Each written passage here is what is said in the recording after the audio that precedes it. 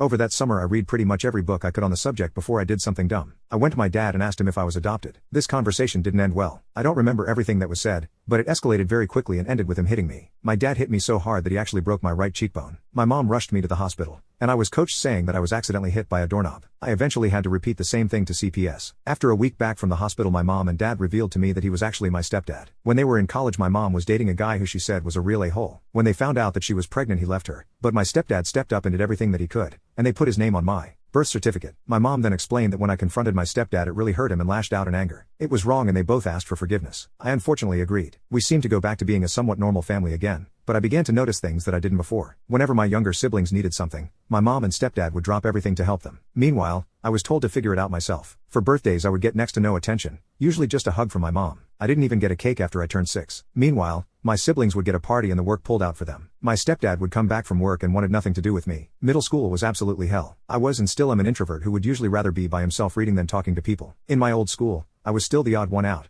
but I didn't get singled out for it and had friends. At the public school I was quickly singled out and bullied, which caused my mental health severely declined, and my parents refused to intervene because it would toughen you up. I was bullied, but I fought back and then they became my friends. That's just how guys become friends. Of course, I am sure anyone here can assume correctly that the facility was about as helpful. I did try to fight back once and all it did was get 3 different kids to gang up on me and be suspended for 3 days. The only friend that I was able to make was an older kid called Devin. Devin was 3 years older than me, but he actually took sympathy on me and decided to protect me from my bullies. Over the next 3 years, my situation at home quickly began to decline. My younger siblings had picked up on my parents' apathy and my decreased confidence and began to harass me. If they wanted something I had, they took it. They would call me names and would play pranks on me, which when I told my parents told me I needed to lighten up. Needless to say, this did not help my situation. My parents also became extremely harsh on me, and I did get beaten from time to time. Towards the end of my first year of middle school I came home from the library, and I saw a letter from the middle school that I wanted to go to. I immediately opened it. It was a letter declining the application for my younger siblings. I did not see anything for me, so I went to my parents. They punished me for opening their mail, but when I pushed it, they told me that my younger siblings did more to deserve going to that middle school. Mind you, at this time, and before I had near perfect grades, when I argued that if they could afford to send my siblings then I should be able to go, I was beaten for talking back and opening my parents' mail. One day during the early part of 8th grade, I broke down and told Devin about my biological father. I had been having thoughts about why he abandoned me when he found out, how it was partially his fault that my life was the way it was. There was a lot else I said, but that was the key part. During my venting session I revealed that my mom had let my dad's first and last name slip recently, and I knew his name. So, Devin offered help me research my dad. That day Devin and I went to his house and began to essentially cyberstalk him. My bio dad was a college professor at a research university about 200-ish miles from where we lived. We also found that he was married, and I learned I had another younger sister, and my stepmom was pregnant. That night Devin and I hatched a plan, which we would carry out the following day. I came to school and as soon as I stepped off the bus, I went the high school student parking lot and got into Devin's car, and we left. We arrived at the university around noon. After parking,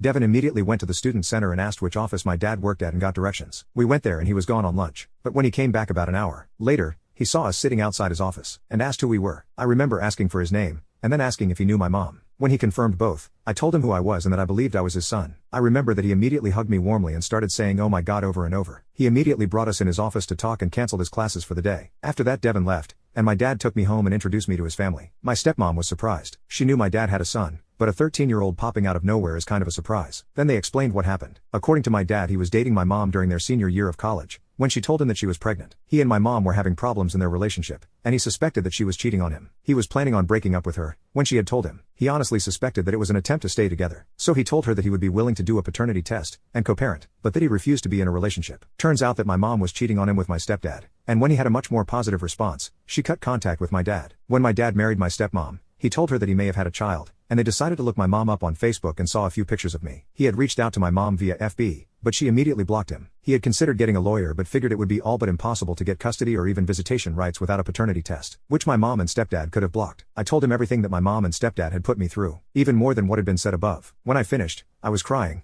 and my stepmom was consoling me. After it was all out, my dad wordlessly stood up, went into the next room and called a lawyer, and then called the police. The police, social services, and CPS all showed up, and took me into custody. To summarize everything, I was taken out of my mom's and stepdad's custody and became a temporary ward of the state. A paternity test was taken, and it confirmed everything that my dad told me. Then I was placed into my dad and stepmom's care, and I was given a restraining order until I reached the age of 18. I was enrolled in a much better school where I was able to make real friends. I never forgot Devin. We stayed in contact, but due to the distance our contact isn't as consistent as it used to be. We still talk regularly though. After high school, I went on to college and I was fairly popular as my confidence had been completely rebuilt. I majored in biology and minored in geology. I am currently a PhD student working in paleontology. I love it. I get to go on university-sponsored digs. Normally they are in the States, but last year I got to go to South Africa and Namibia. My mom and stepdad reached out to me a few months ago to try and get me to help tutor their children. My younger sister had dropped out of college a few years ago because it was too difficult for her, although she wanted to go back and finish her program. And younger brother wants to get into a good college next year but doesn't have to grades and wants help studying for the ACs. During that conversation I noticed my heart was beating out of control,